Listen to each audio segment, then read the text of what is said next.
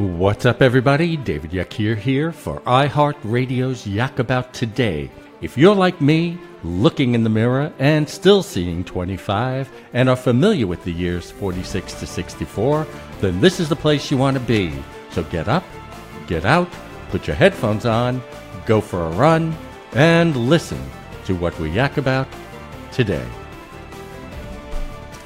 Hey, thanks for listening. What's up, everybody? So I am David Yakir, and you are listening to Yak About Today, and I think we have a good show for you. We've got Rita Burgett-Martell. She's an organizational change consultant to Fortune 500 clients, and she has coached more than 11,000 people. She's also written a couple of books, one of which is Change Ready, How to Turn Change Resistance into Change Readiness, and Defining Moments, Seizing the Power of Second Chances to Create the Life You Want. But before we bring on Rita, I thought we'd have a little chit-chat with Wayne. Wayne, how you doing today? Great. How you doing? So, I've been thinking. Remember last week when we talked about wogging? Wogging, yes. Wogging. So, for the people who didn't listen last week, and I know you all did, so I started to explain how a few months ago, I started this power walking, and I named it wogging after somebody passed me by who was jogging. So I said, I'm walking almost as fast as they're jogging. So I said, okay, I think I'm wogging. So I've been wogging for about 2 months now. I'm up to averaging about 5 miles a day. I leave at about 7 in the morning before the sun really hits. And by the way, you can get a tan at 7:30 in the morning in Florida. Yes, you can. So I just want to make everybody aware of that. If you go out at 7:30 to wear your the sun cream and all that. So here's my thinking, Wayne. Tell me what you think. So now that I've been wogging, I'm thinking about setting up wogging meetings here in Vero Beach, and I started developing 3 different programs, sort of a beginner program where we would all meet, maybe in Riverside Park in Vero, and what we would do is just walk around slowly, but staying on our feet for about, an hour or so, and because people of a certain age have a tendency not to want to get out of their chairs, Yep. So this would be a good beginner's way to at least get up and, go for Get a out walk. there, yeah. And then an intermediate sort of wogging where you pair up with somebody and you have somebody to talk to and you go for a long walk, at a nice pace. And then, of course, like the beginning of the show, what we're going to do is put our headphones on and then we're going to walk. So what I want everybody to do who's listening out there, if you're interested in this, especially the ones in Indian River County who are listening to this, why don't you write to me at yakabouttoday@gmail.com. That's yakabouttoday@gmail.com. And we will get together and wog together. And by the way, it'll be a great way to socialize with fellow members of our wiser and more mature community. All right, so I want to bring on Rita right now. Hey, Rita, welcome to the show. Thank you. I'm excited about spending time with you today. Okay, so I need you to do this first. First, you got to tell me exactly how you evolved into this whole concept of change and helping people understand what change is. Well, I started by making changes in my own life, some pretty drastic changes that my family didn't support, were really resistant to. And it turned out to be successful, put me in a whole new path and wonderful career and family life and all of that. And so because of what I was able to do, I was motivated to help other people, especially women in the South, look at opportunities where they could grow beyond being a wife and a mother. Being a wife and mother is fine, but you can have a good life and make it even better. So I started a women's center in Nashville, had that for 7 years, offered workshops and seminars, and also had a bookstore, all about making positive changes in your life. that moved me into the corporate world because a lot of women were moving into positions of leadership, developed a whole new business with corporate training, and then companies started re-engineering and downsizing and acquiring other companies, and moved into a whole other area of working with corporations to prepare their employees for change. So one change led to another change to another one, as it always does. That's how change works. It's a trickle-down effect. So I've been able to leverage those change management skills really all over the world, working with Fortune 500 companies and also working with individuals. So I'm spending most of my time now working with individuals again who are wanting to make career changes or some type of life change, or being forced to, because often we have to be pushed out of our comfort zone in order to make our life better. All right, so I have a question, and this is really based on my experience. So, I came out of the corporate world, and, I ran a fairly large company. And one of the things is as companies grow, and you know this from your experience, change is necessary.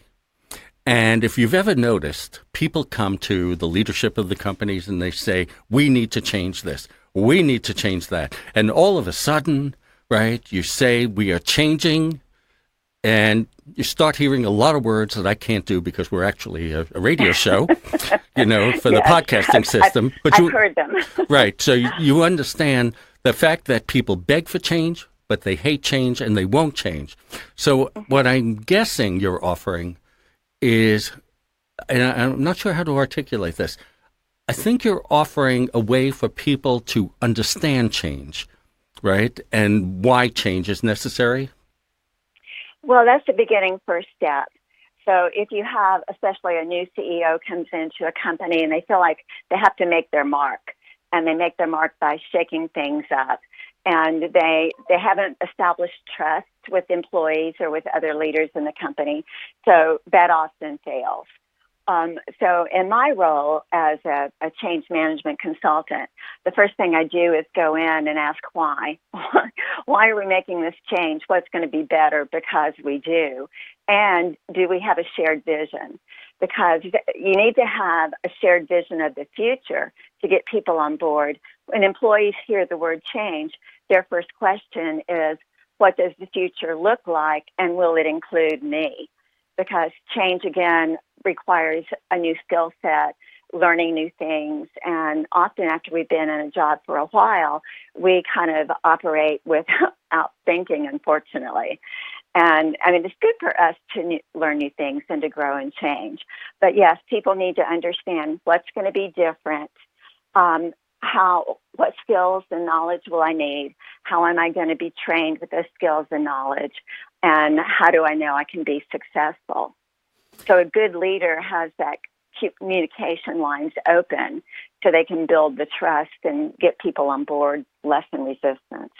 So you also you transitioned from the corporate world and you deal with individuals. Am I correct? I started out working with individuals, and then I expanded to working with corporations. Okay, opposite of what I said. Back. Okay. Yeah, now I'm going back to working with individuals. So here's a question I have, and I think this is pertinent, and maybe your experience lends itself to this. My audience, and I think I explained this to you in one of our communications. I have an audience that we like to use, the wiser and more mature audience. Mm-hmm. Although somebody did tell me recently, every time they hear me say it, they think it's rather pretentious. I should say the words senior audience, and but that has implications that goes back to my grandmother, who was a babushka from Russia. So we call them wiser and more mature. There is a transition, that's sort of synonymous with change, I guess, that people of this age go through, and they need help.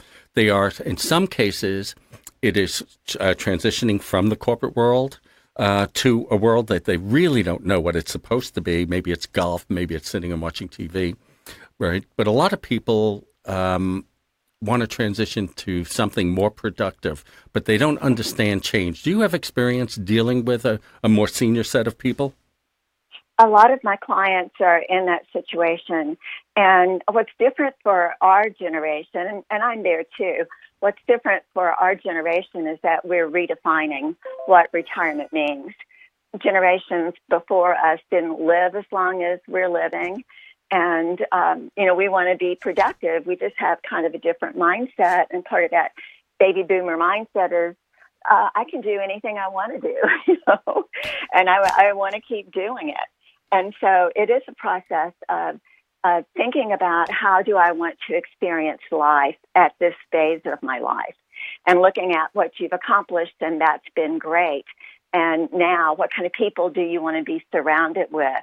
What kind of environment do you want to live in? What do you want to spend your time doing? Identifying those skills. And you can find work. A lot of companies are not going to hire full-time employees with, full benefits to continue working if that's what someone wants. But this is a gig economy. So if you have an area of expertise, a specialty, you can find opportunities to work on short-term contracts or work on part-time basis. But it's the question of, how do I want to experience life now? Because if we stay healthy, we will have an extra 10 or 15 years that previous generations didn't have.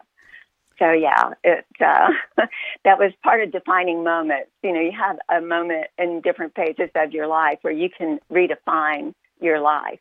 And so as we move past retirement, then that's another defining moment of, what's it going to be? I don't want to burden my children with, say, you have to come have dinner with me, or I want to spend more time with you. When, my children have very busy, active lives that will include me to a certain extent, but not completely. So, we have to redefine what is this next phase of life going to be. And it can be really exciting, but we're making our own decisions. Often we're too influenced by people around us who really don't want to do anything other than hit the golf course, which is okay if that's what you really want to do, or sit in front of the TV, sit on the front porch in the rocking chair. So you have to be surrounded by people who will support the kind of life experience you want to have, or it's just going to be a drag. All right. Look, we're going to take a break, Rita. But before we take the break, I want to ask you one question maybe you can think about, and this is sort of personal to me. You have experience in corporations who merge with other corporations or takeovers. Now, I experienced this a few times, and that kind of change almost blew up a company. So when we come back, do you think you can speak to that a bit? Sure. All right. Experienced that a lot. All right. So we're going to take a break now. All right, we are back. I'm David Yak here. You're listening to Yak About Today, and I've got Rita Burgett-Martell here. She's an organizational and personal change consultant. So before we left for break, Rita, I asked you a question about corporate mergers. There's another reason I'm asking the question. We're in a gig economy right now, obviously. You mentioned it earlier. And what's happening are these small groups who really can't stand alone, and they're coming together. They're merging together because size seems to be better than, what they were when they were small.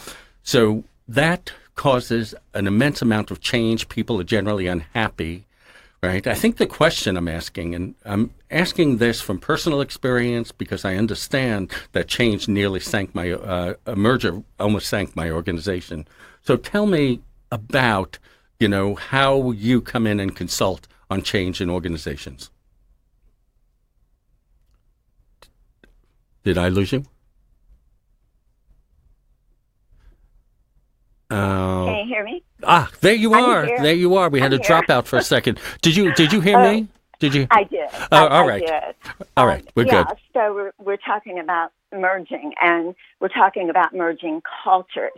And so often when a company looks at acquiring another company, they're looking at the money. They're looking at the additional business they can bring in or the cost savings they can have through shared services. They don't look at the cultures. They don't look at, do we have similar cultures? And what you were referring to with the smaller businesses coming together, you can have a startup that's a very entrepreneurial culture, and they grow to a certain point, and then in order to be able to grow more, They have to become more formalized in their processes, in their approaches. They don't shoot from the hip. That things have to be defined and agreed to and standardized. And that doesn't often work for people who are entrepreneurial and want to be able to make their own decisions. So when things are going bad, which often will happen when the cultures really haven't been looked at, then what we do is go in and look at what is the best of both. So what are the strengths of both cultures? And of course, leadership is extremely important in this. And often the leaders are fighting with each other to see who's going to survive. But what has to happen is we have to create a new culture. It's like blended families.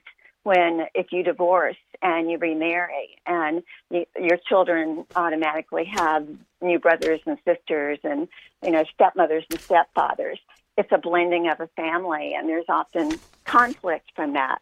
So you're going from a me to a we, and that's not easy to do. But bottom line, people control outcomes. And if there's not enough focus on getting people on board, and again, having a shared vision, creating a new vision, so people understand why we're doing this, how we're going to benefit from it, what's my role going to be, what does the future look like, and does it include me? And if those questions are answered, you'll have less resistance. There's always going to be some. And in order to be successful, you have to have a critical mass of support. And it takes a while for that to happen. Often many leaders are fired in the process. And some choose to leave because what's going to emerge is a new culture that you may not want to be part of, and have to be honest about that. So I've got one last question. Mm-hmm. Right? Change not only affects the person, but it affects their relationships. Definitely. Right? So we've got about a minute and a half. Tell me about that, because it's something I also experienced, because people would go home to their partners, their lovers, their wives and husbands, and it would cause more, of a problem. So if you can do it in about a minute, that would be great. Okay. Yeah, we don't think enough about the impact of change on relationships. But when we enter into a relationship with someone, we really enter into this silent agreement that says, you will do this, I will do this, you will behave this way, I will behave this way. And everything's fine until something happens to shake that up. And when one partner is experiencing a lot of change at work, it's very stressful. And there isn't the opportunity at work to express, my boss is an idiot, to do a lot of complaining, because you're probably afraid you're going to lose your job. You don't want anything to threaten that. So we bring that home. So it's really important to realize it's not all about you. Instead of taking things personally, when your spouse, your partner comes home and is yelling and wanting to let off steam. All right, Rita, I'm going to have to cut you off there. I'm really sorry about that. We've got to. If for a podcast, I would be able to keep you on longer, but we have to sort of go. So I'm going to lose you here. I really appreciate it. I hope I have you on the show again, and we will speak soon. Thank you so much. Thank you. Bye-bye. All right. So I want to take the last minute here and talk about somebody that I've gotten to know.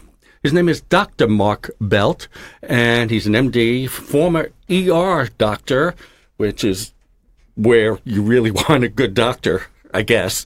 And we're thinking about working together, and he after a quest in research to understand comprehensive well-being, Dr. Belt created a wellness and fitness program that sort of brings positive change into people's lives. And I think he has a lot to offer by teaching us to use our mind and body the way it was designed to. But I only have about a minute here, because I know the music's going to start. Oh, I'm sorry. We do have a few minutes. Thank you, Wayne. Thank God you're here. I would have screwed that up.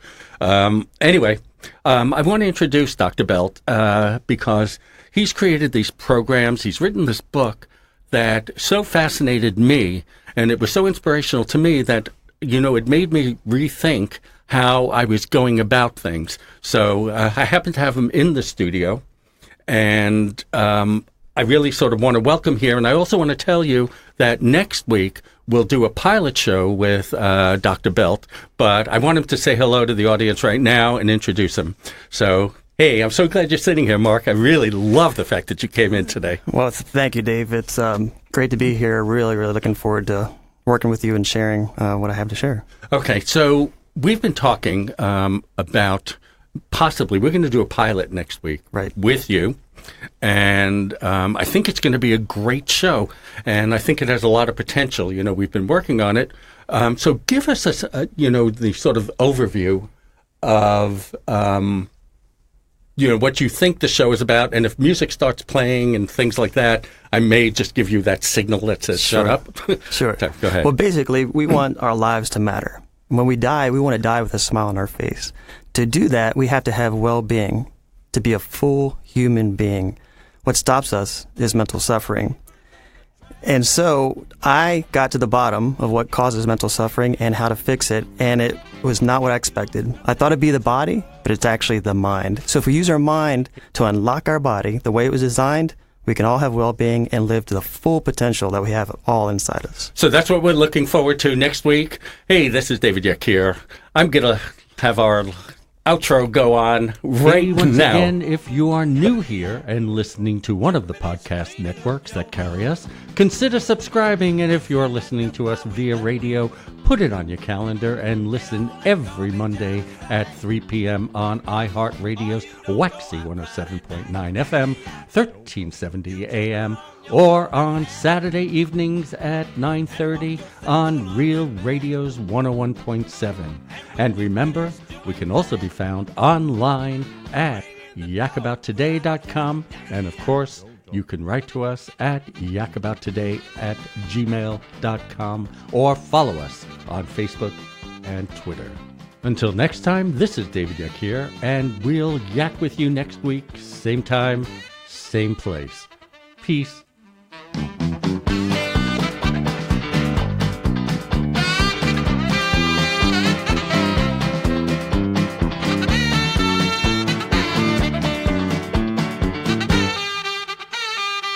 Don't you give me no dirty look.